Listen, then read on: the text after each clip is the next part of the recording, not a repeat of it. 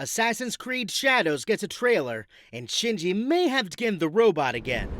Meanwhile, Toonami is kicking it old school, and Wicked gets ready to defy gravity with its new trailer. All this and more coming up on the Weekly Slate.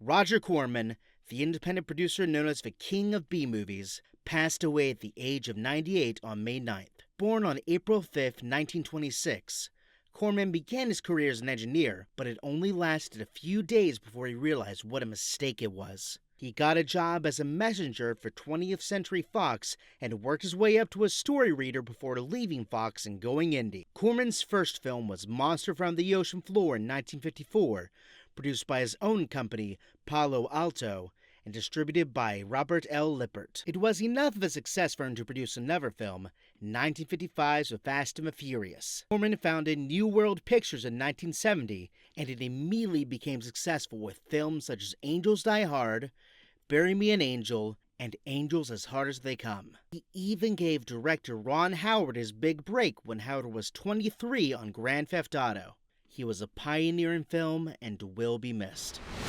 A trailer for the upcoming Assassin's Creed Shadows recently dropped. The game takes place during the unification era of Japan, and it follows a samurai named Yasuke. Yasuke was a real historical figure, an African man from Mozambique who served under Oda Nobunaga. Assassin's Creed Shadows is set to release on December 15th of this year. It looks like Shinji may have to get back in the robot, as more Evangelion may be on the way. In a recent interview, Evangelion creator Hideaki Anno stated there may be plans for more installments in the series at Studio Kara.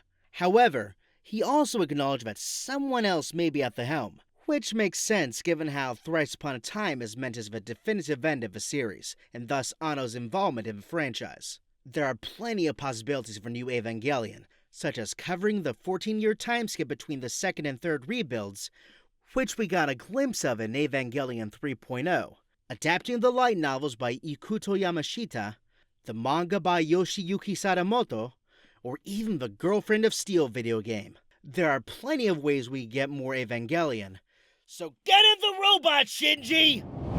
I hope you're happy right now, because a new trailer for Wicked Part 1 has been released.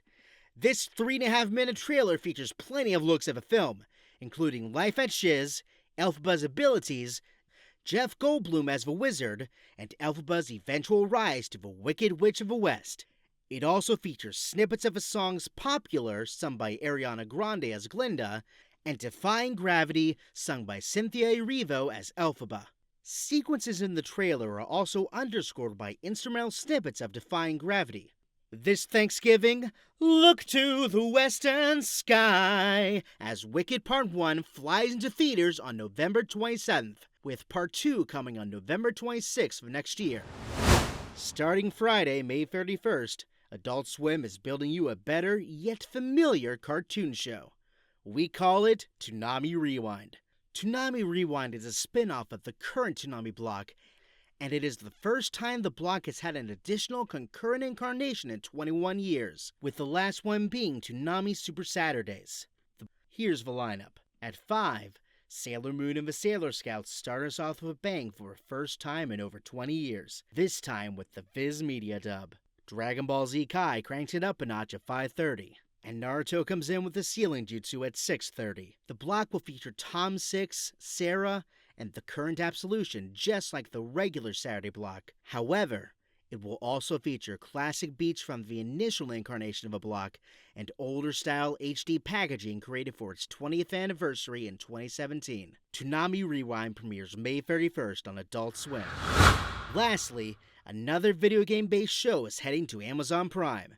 This time, it's based on the popular action-adventure series Tomb Raider. The show will be helmed by Phoebe Waller-Bridge, known for her excellent storytelling in Fleabag. Waller-Bridge is said to write and act as the executive producer for the series. Her desire to make the show comes from a lifelong love affair with Lara Croft, and she is excited to get to work, saying, quote, "If I could tell my teenage self this was happening, I think she'd explode. Lara Croft means a lot to me. as she does to many, and I can't wait to go on this adventure, bats and all." End quote. The show is very much still in pre-production, but the worldwide search for a perfect Lara Croft for this series will begin soon. Remember to like and subscribe to stay up to date with Culture Slate. You can also join our public Discord where we discuss Star Wars, Marvel, and all things pop culture.